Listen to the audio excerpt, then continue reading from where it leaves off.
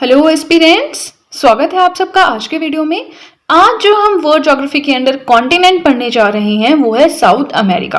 तो इससे पहले देखिए हम एशिया पढ़ चुके हैं, यूरोप पढ़ चुके हैं, नॉर्थ अमेरिका के बारे में पढ़ चुके हैं, राइट। तो अगर आपने प्रीवियस वीडियोस नहीं देखी हैं आप वहां पे जाकर चेकआउट कर सकते हैं। आज हमें पढ़ना है साउथ अमेरिका के बारे में। तो सबसे पहले तो आपने अपने सामने जो भी मैप लगाया है वर्ल्ड का उसमें देखें कि साउथ अमेरिका एक्चुअल में लाई कहाँ पे करता है। ठीक है, वैसे मैं आपको लोकेशन यहाँ पे बताऊंगी, बट जब आप मैप पे देखेंगे तब आपको अच्छे से चीजें समझ में आएंगी। ठीक है, चलिए इसी के साथ अपना पेपर पेन निकालें और वीडियो के साथ में ही अपने नोट्स बनाते रहें। फाइन, बहुत सारे अमेजिंग पॉइंट्स मैं आपको साउथ अमेरिका से रिलेटेड बताऊंगी जो कि एग्जामिनेशन पॉइंट ऑफ व्यू से भी इंपॉर्टेंट है। तो आपके लिए काफी ज्यादा बेनिफिशियल वीडियो हो सकती है, प्लस काफी शॉर्ट वीडियो होगी, बहुत लेंथी वीडियो नहीं होगी जैसे एशिया के केस में था। एशिया के केस में हमें काफी कुछ पढ़ने के लिए था क्योंकि वो लार्जेस्ट कॉन्टिनेंट है, both in terms of area as well as in terms of population. But South America इतना बड़ा नहीं है, उसमें कंट्रीज भी कम है तो पॉइंट्स भी कम है पढ़ने के लिए। ठीक है, तो देखिए साउथ अमेरिका कुछ ऐसा दिखाई देता है। अब ये रफ सा मैप है, ऐसे मत बोलेगा मैम इसमें आइलैंड्स भी हैं, ये भी है वो भी है। येस आइलैंड्स भी हैं, बट मैंने रफ सा मैप बताया है यहाँ पे ताकि जब भी साउथ अमेरिका का जिक्र हो आपके दिमाग में हल्की सी इमेज तो आए कि ये जगह, ये कॉन्टिनेंट दिखता कैसा है। ठीक है, अब हम बात करते हैं लोकेशन की। तो इसको, ये जो चीज मैं आपको अभी पढ़ा रही हूँ यहाँ पे, इसको आप मैप के साथ रिलेट करके पढ़िएगा। ठीक है, ये है आपका साउथ अमेरिका। तो इसके ईस्ट में आता है अटलांटिक ओशन, यहाँ पे आता है ना अटलांटिक ओशन, इसके वेस्ट में आता है Pacific ocean. So this is the west side of South America, यहाँ पे आपका आता है पैसिफिक ओशन। इसके नॉर्थ में आता है क्या, नॉर्थ अमेरिका। नॉर्थ अमेरिका आता है, पनामा कैनाल आता है। पनामा कैनाल क्या है वो मैंने आपको नॉर्थ अमेरिका जब पढ़ाया था प्रीवियस वीडियो में, वहां बताया था कैनाल किस किस को कनेक्ट करती है, किसको सेपरेट करती है, और कैरिबियन सी यहाँ पे आता है। ठीक है, तो इसके उत्तरी भाग में नॉर्थ अमेरिका, कैरिबियन सी, पनामा कैनाल ये सब आता है। और इसके साउदर्न पार्ट में क्या आता है, अंटार्कटिक ओशन, अंटार्कटिक ओशन बोल सकते हैं। ठीक है, चलिए ये तो हो गया कि साउथ अमेरिका की ईस्ट वेस्ट नॉर्थ साउथ में क्या क्या आता है। अब आगे चलते हैं, कुछ और इंटरेस्टिंग पॉइंट्स पढ़ते हैं। फर्स्ट पॉइंट है एंडीज। एंडीज क्या है, बहुत ही ज्यादा फेमस माउंटेन रेंज है, आपने सुना होगा इसके बारे में, नहीं भी सुना तो अब हम इसके बारे में पढ़ते हैं। This is the largest mountain range in the world. पूरी दुनिया की लार्जेस्ट का मतलब यहाँ पे आप इसको लॉन्गेस्ट कीजिएगा कि सबसे लंबी माउंटेन रेंज है पूरी दुनिया में। ठीक है, located on the western coast of South America. देखिए ये साउथ अमेरिका है, इसका जो ये वेस्टर्न कोस्ट है यहाँ पे सिचुएटेड है आपकी एंडीज। इसको आप लॉन्गेस्ट की जगह, लार्जेस्ट की जगह लॉन्गेस्ट भी कर सकते हैं। ठीक है, अमेज़न। अमेज़न क्या है, नदी है, इतना तो आपको पता होगा, है ना। So this is the largest river of the world volume wise. Volume यानी घनत्व के हिसाब से, वॉल्यूम मतलब किसी रिवर में कितना ज्यादा पानी है उस हिसाब से सबसे बड़ी नदी है पूरी दुनिया की अमेज़न, जो कि कहाँ पे है, साउथ अमेरिका में है, flows through south America. But length wise याद रखना है, नाइल रिवर है जो कि अफ्रीका, इजिप्ट में फ्लो करती है, वो जब हम अफ्रीकन कॉन्टिनेंट पढ़ेंगे वहां पढ़ेंगे। बट ये क्वेश्चन दो तरह से आता है कि लॉन्गेस्ट रिवर कौन सी है, तो हम उसका आंसर नाइल करते हैं या नील नदी करते हैं। और जो अब कई बार आता है लार्जेस्ट रिवर, लार्जेस्ट का मतलब है इन टर्म्स ऑफ वॉल्यूम, तो वो है आपकी अमेज़न जो कि कहाँ पे है, साउथ अमेरिका में है। चलिए आगे चलते हैं। अब हमने पढ़ना है एंजल फॉल्स के बारे में। सो एंजल फॉल्स मतलब कोई वाटरफॉल है, कोई झरना है। So this is the highest waterfall of the world, मतलब सबसे ऊंचा झरना है पूरी दुनिया का। कहाँ पे सिचुएटेड है, वेनेजुएला साउथ अमेरिका में सिचुएटेड है। कौन सी रिवर पे, ओरिनोको रिवर पे। ठीक है, नेक्स्ट पॉइंट हमें पढ़ना है टिटिकाका। टिटिकाका क्या है, the highest fresh water lake of the world. पूरी दुनिया की सबसे ऊंचाई पर स्थित फ्रेश वाटर लेक है टिटिकाका। कहाँ पे है, बोलीविया साउथ अमेरिका में। ठीक है, अब देखिए हमने कितना कुछ पढ़ा। हमने पढ़ा सबसे लंबी माउंटेन रेंज साउथ अमेरिका में है, सबसे लंबी नदी, लंबी मतलब बड़ी नदी sorry, in terms of volume, पानी के घनत्व के हिसाब से साउथ अमेरिका में है। हाईएस्ट वाटरफॉल पूरी दुनिया का साउथ अमेरिका में है। Highest fresh water lake south America में। तो चार इंपॉर्टेंट चीजें हमने पढ़ी। अब हम पढ़ेंगे countries in descending order of size. देखिए कोई भी कॉन्टिनेंट है उसमें नंबर ऑफ कंट्रीज होती हैं, बहुत सारी कंट्रीज होती है। जैसे हमने एशिया में पढ़ा, अफगानिस्तान है, पाकिस्तान है, इंडिया है, म्यांमार है, नेपाल, भूटान, बांग्लादेश, चाइना, जापान, ये सब है, और भी बहुत सारी हैं। नाउ हम यहाँ पे बात कर रहे हैं कि जो साउथ अमेरिका में कंट्रीज सिचुएटेड हैं एरिया के हिसाब से सबसे बड़ी कौन सी है, ब्राजील, सेकंड नंबर पे अर्जेंटीना एंड थर्ड नंबर पे पेरू। ठीक है। अब सारे तो हम नहीं याद करेंगे, तो आप ये कह सकते हैं कि एरिया वाइज सबसे बड़ी ब्राजील है, सेकंड नंबर पे अर्जेंटीना है। अब देखिए, आपको यहाँ पे तो मैंने रफ सा मैप बताया है, लेकिन जब आप वर्ल्ड मैप में देखेंगे तो आपको दिखेगा कि जो ब्राजील है उसने बहुत सारा एरिया कवर किया हुआ, तो आपके दिमाग में वैसे ही वो चीज बैठ जाएगी कि ब्राजील जो है एरिया वाइज सबसे बड़ी कंट्री है साउथ अमेरिका में। ठीक है। नेक्स्ट आता है द हाईएस्ट पीक, मतलब जो साउथ अमेरिका है वहां की हाईएस्ट पीक, पूरे कॉन्टिनेंट की हाईएस्ट पीक कौन सी है? Mount Aconcagua. ठीक है। And driest place on earth, earth पे सबसे सूखी जगह, ड्राई जगह कहां पे है? एक इन अटाकामा डेजर्ट, चाइल्ड। अब देखिए, अगर आप मेरी वीडियोस फॉलो कर रहे हैं काफी टाइम से, तो आपको याद होगा कि हमने ओशन करंट्स के बारे में पढ़ा था। फिर हमने पढ़ा था कि इस तरह से वो चलती हैं और यहाँ पे वो अटाकामा डेजर्ट लाइक कंडीशन बनाती है, क्योंकि किसी भी कॉन्टिनेंट के वेस्टर्न साइड पे अगर कोल्ड करंट आती है तो वो अपने साथ ड्राईनेस लेकर आती है, हाई प्रेशर क्रिएट करती है, जिसकी वजह से डेजर्ट लाइक कंडीशंस बनती हैं। और यहाँ पे कौन सा बनता है हमारा डेजर्ट? अटाकामा। चलिए, अगर आपने नहीं पढ़े ओशन करंट्स तो आप पढ़ सकते हैं, प्लेलिस्ट में मैंने 6-7 पार्ट्स में जो है ओशन करंट्स कंप्लीट करवाया हैंड रिटन नोट्स के थ्रू ही, तो अगर आप इंटरेस्टेड है वहां जाके पढ़ सकते हैं। फिलहाल हम पढ़ रहे थे कि अर्थ के ऊपर ड्राइएस्ट प्लेस कौन सा है? एक है अटाकामा डेजर्ट, चाइल्ड में। ठीक है। And the lowest point, highest peak हमने पढ़ी माउंट अकांकागुआ, लोएस्ट पॉइंट हम साउथ अमेरिका पे ही फोकस कर रहे हैं, हम किसी और कंट्री की बात नहीं कर रहे हैं, याद रखना है। सो लोएस्ट पॉइंट है वाल्देस पेनिनसुला। ठीक है।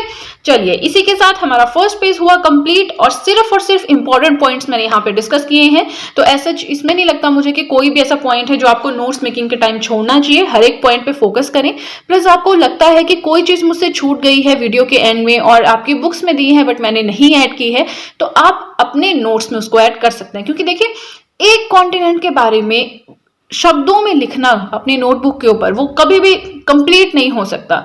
आपको साउथ अमेरिका के बारे में इतनी ज्यादा बातें मिलेंगी कि आप मतलब उसको शब्दों के फॉर्म में लिख ही नहीं पाएंगे। प्लस हमें क्या करना है, हमें मास्टरी थोड़ी हासिल करनी है किसी भी कॉन्टिनेंट पे या वर्ल्ड ज्योग्राफी में, हमें सिर्फ एग्जाम क्लियर करना है। तो एग्जामिनेशन पॉइंट ऑफ व्यू से जो जो चीजें इंपॉर्टेंट है हमें सिर्फ वही पढ़ना है। अदरवाइज आप सिलेबस देखिए, इतना ज्यादा सिलेबस है, हम अपनी पूरी जिंदगी में ही उसको अगर डेप्थ में पढ़ने बैठे तो कंप्लीट नहीं कर पाएंगे, है ना। तो याद रखना है, मास्टरी नहीं हासिल करनी है, अपना सिलेबस कंप्लीट करना है। प्रीवियस ईयर क्वेश्चन पेपर जिस भी एग्जाम पे फोकस कर रहे हैं आप, उनको देख के अपने एग्जाम का ट्रेंड एनालाइज करके उस हिसाब से उन टॉपिक्स पे फोकस करना है। ठीक है। चलिए, इसी के साथ हमारा फर्स्ट पेज हुआ कंप्लीट और ज्यादा टाइम ना वेस्ट करते हुए सीधे चलते हैं अपने नेक्स्ट पेज की तरफ। जैसा कि मैंने आपको बताया था कि साउथ अमेरिका के बारे में ऐसे बहुत सारे पॉइंट्स नहीं है पढ़ने के लिए, तो ये जो है आपका सेकंड पेज भी है और आपका लास्ट पेज भी है। मतलब साउथ अमेरिका के नोट्स आपको सिर्फ 2 पेजेस में मिलेंगे। ठीक है। एडिशन आप करना चाहते हैं तो आप अपने कन्वीनियंस के हिसाब से कर सकते हैं।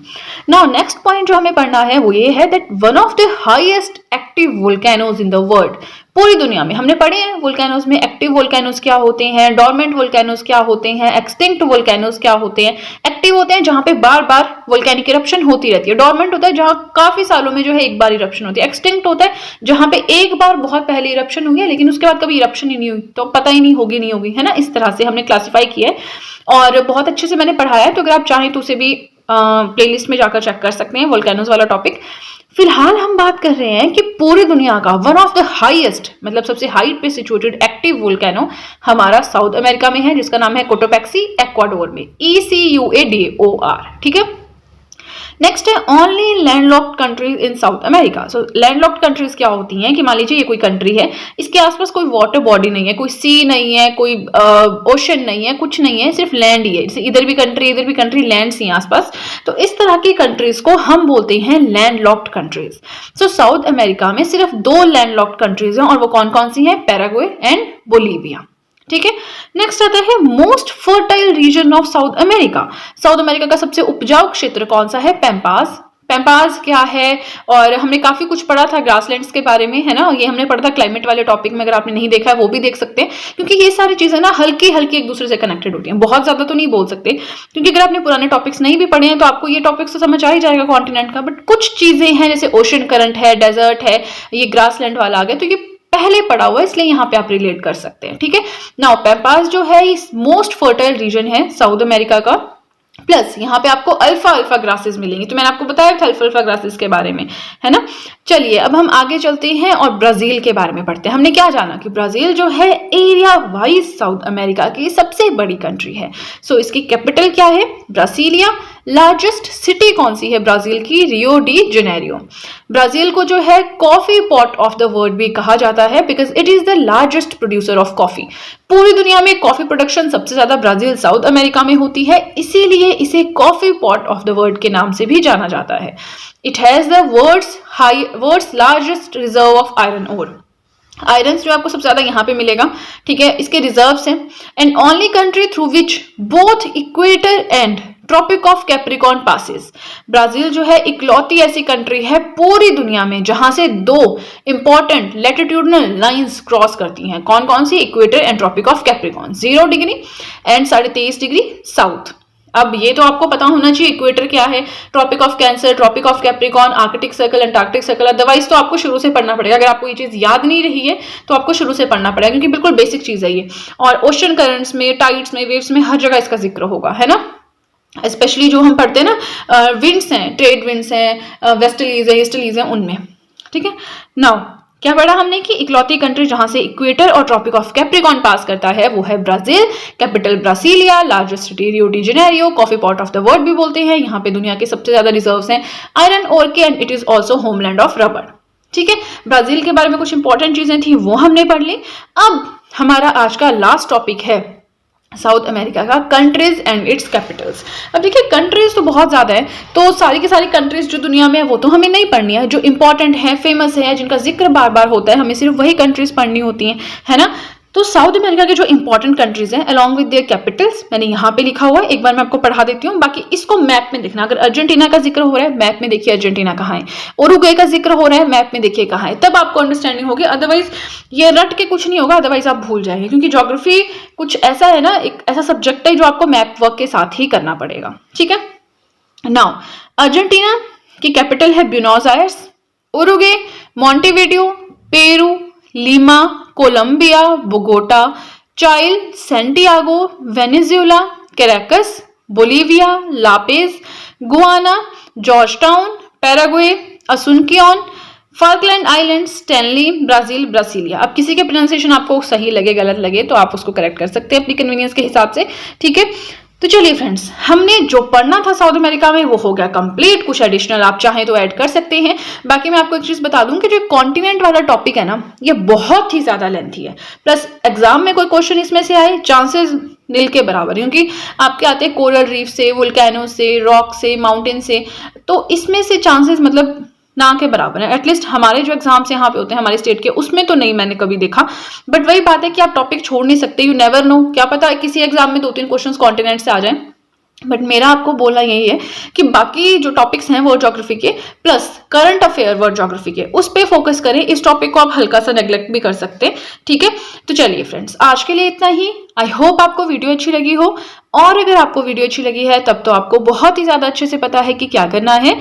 जल्दी से कर दीजिए चैनल को सब्सक्राइब, बेल आइकन को कीजिए प्रेस, सो दैट मैं जैसे कोई वीडियो अपलोड करूं सबसे पहले नोटिफिकेशन आपके पास पहुंचे।